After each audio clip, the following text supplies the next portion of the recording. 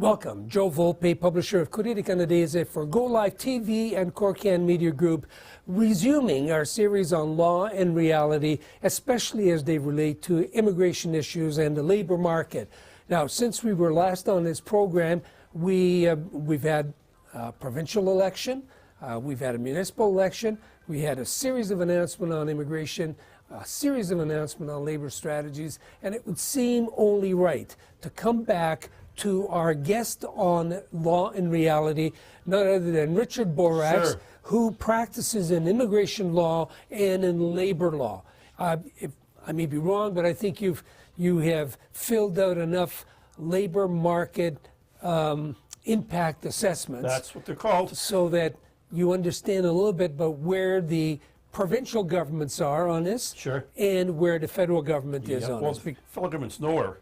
But anyway, that's another discussion. So, you know, we can have a little bit of a political discussion on that in a moment. But what I'd like to tell everybody who has been following this or not is that there is a connection between the announcements made by the federal government, primarily in immigration. That's Ahmed Hussen, who has talked about immigration numbers and increasing them over a 5-year period and then extending one more, and what the provincial government has been doing with respect to filling the labor market. So, Richard, you know that every time one of these announcements is made, the big discussion is that immigration is important for the economy, number one. Yep. Number two, immigrants fill a need, a labor market need.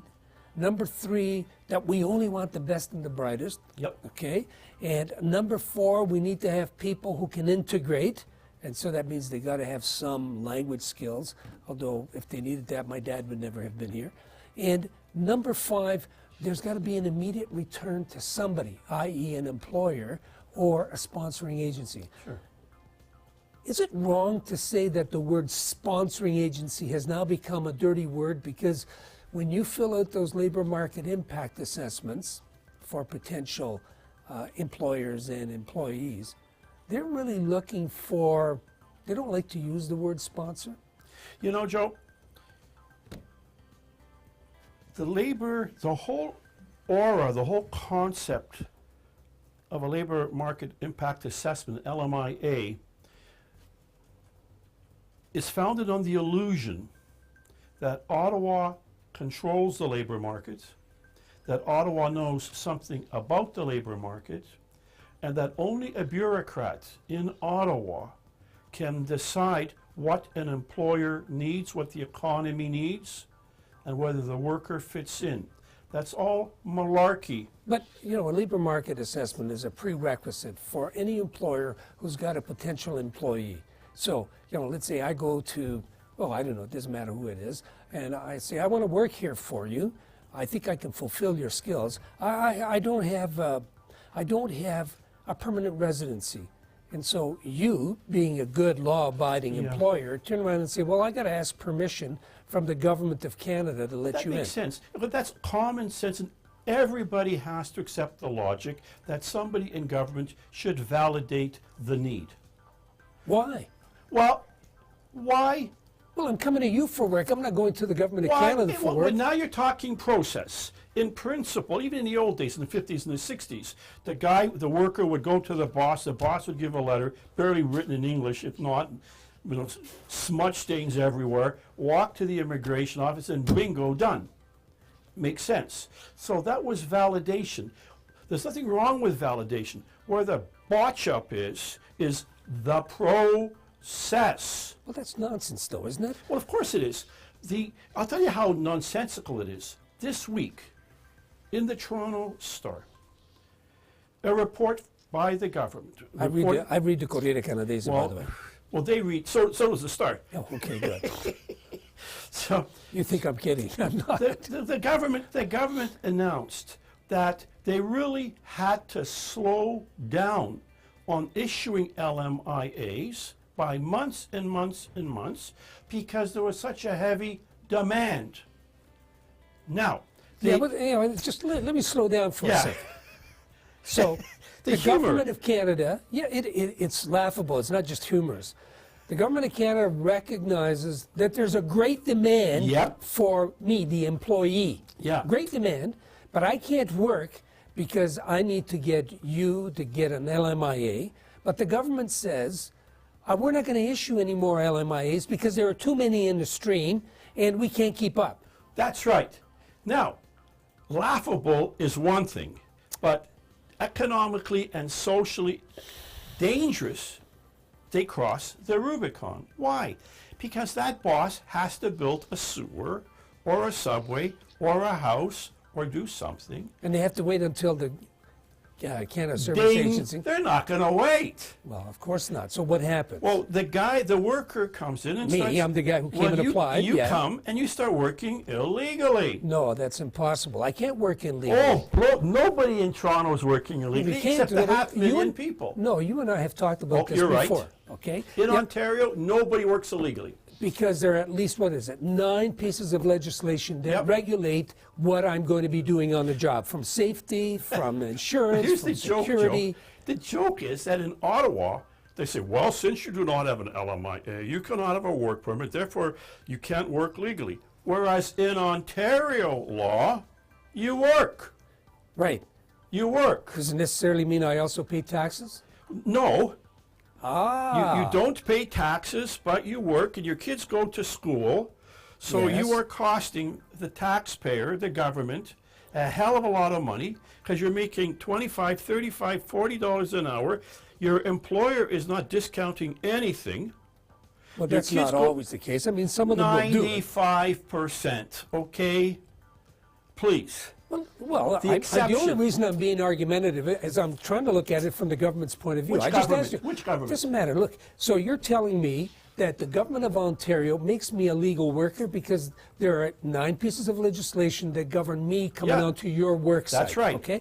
So, and if you don't obey those 9 pieces of legislation, I can't work for you. That's right. So there's one other piece of legislation, which is the federal government that gives me status. It says I exist or I don't exist, Yeah. that I'm legal or I'm not legal, I'm Yeah. regular or not irregular, or Sure. not regular, and it's that one that counts. So in order for you to That continue one to counts if it's enforced. if it's enforced.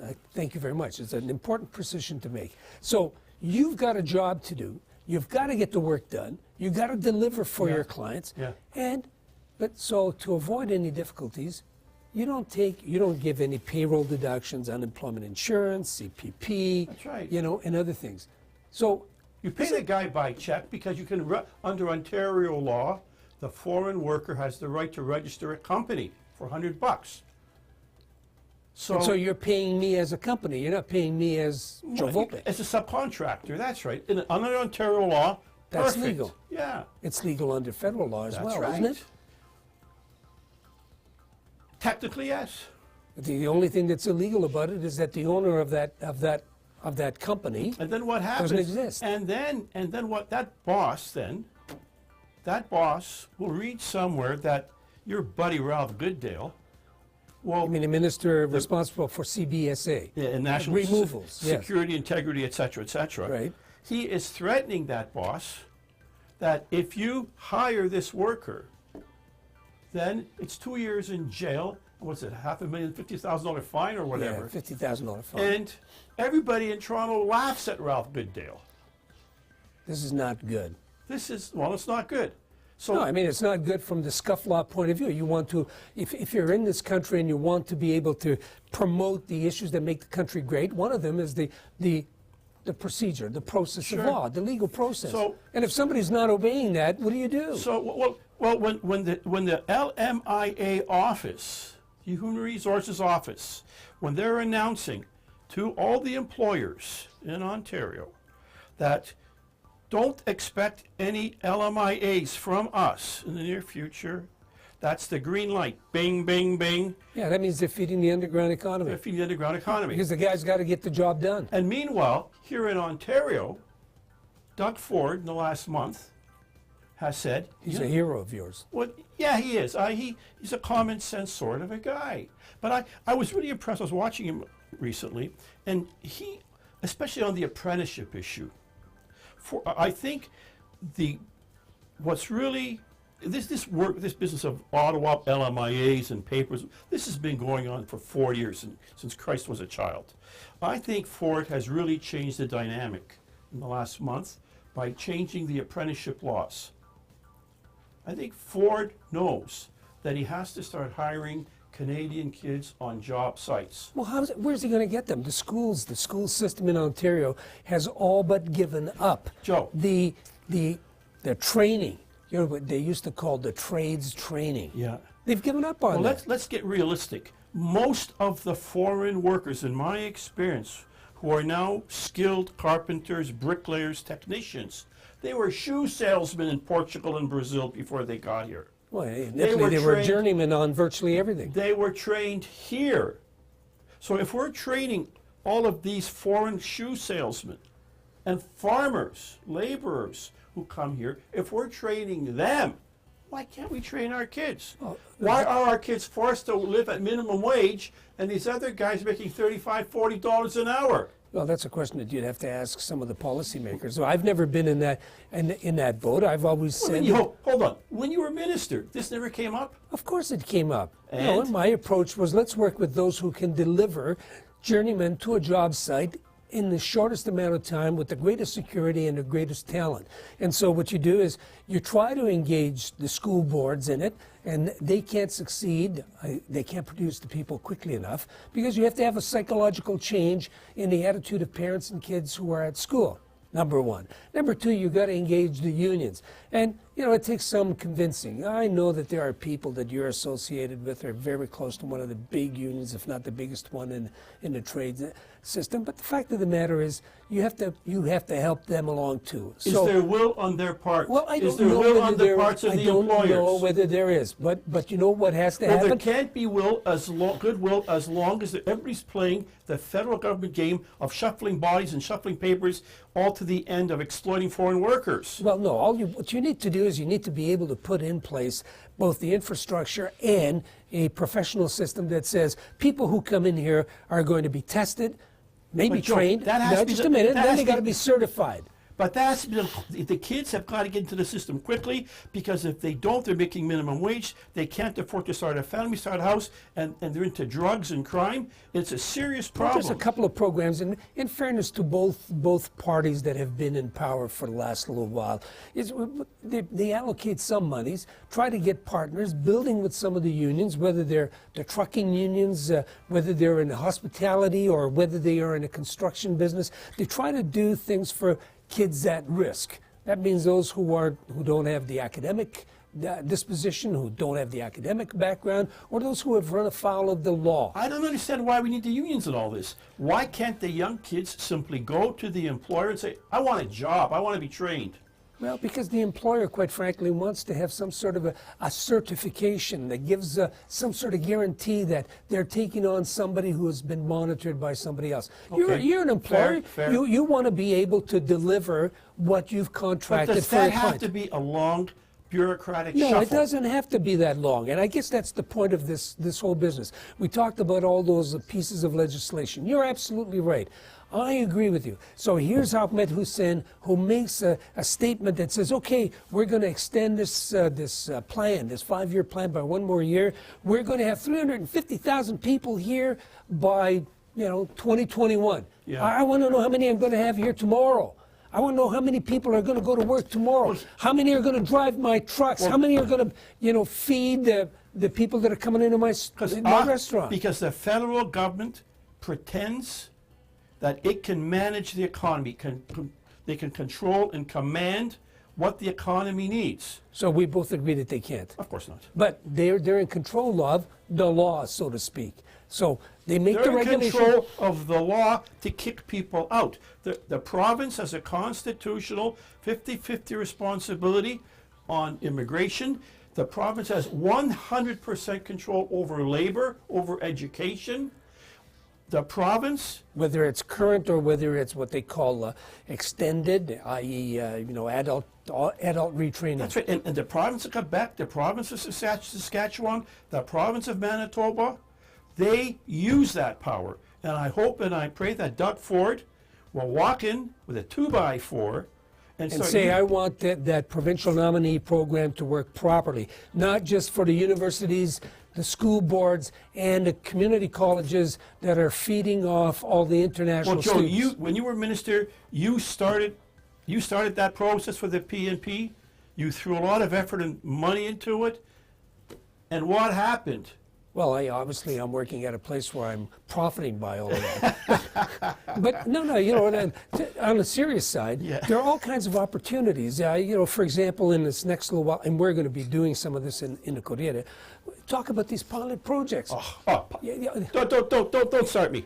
You know what a pilot we'll discuss that some other time. A pilot project is nothing more than a Liberal Party fundraising operation. Okay, so I'll Okay, stop that's- you right there it's because that's scam central. because now we're getting into a situation that Oh, we're not only please, talking. pilot project. We're talking policy, but we're also talking about an initiative that was sprung on the public just about 3 weeks ago now, and you know there's a relation to a pilot project in Atlantic Canada. Oh my God! So Which part of the mob runs that?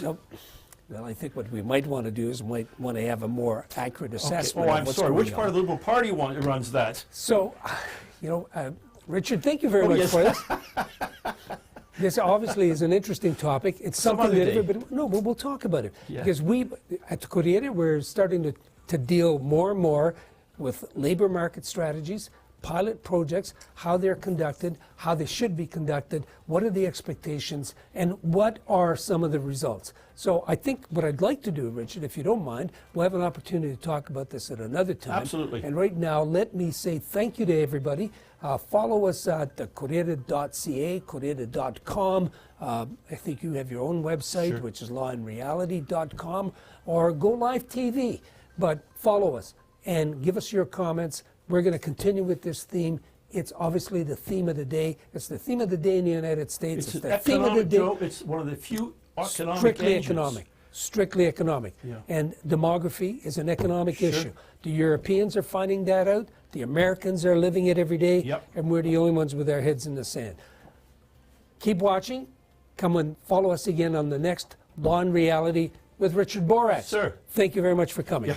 All the best. Thank you.